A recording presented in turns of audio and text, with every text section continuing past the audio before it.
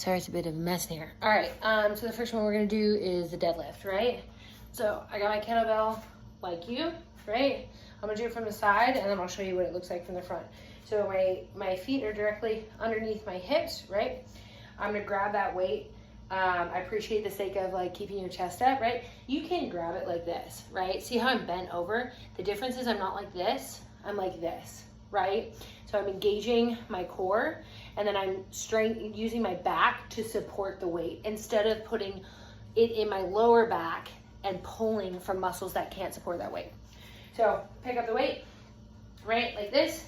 And again, you're kicking your hips back. Imagine they're on a slider, right? So you stand nice and tall, here we go, and then let your arms hang, right? Kick the hips out, all the way down, all the way down, all the way down. And then we're gonna stand up nice and tall. You can squeeze at the top if you want, it's not necessary.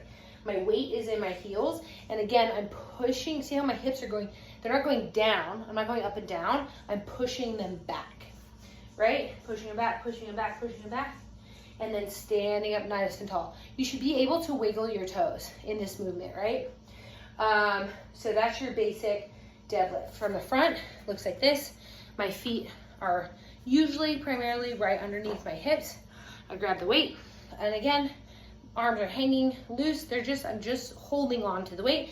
Kick those hips back, all the way down, stand up nice and tall. If you notice, my neck is neutral, right? So it's not like this, because then that throws your spine out of alignment, right? It's not like this, because that's gonna drag you down.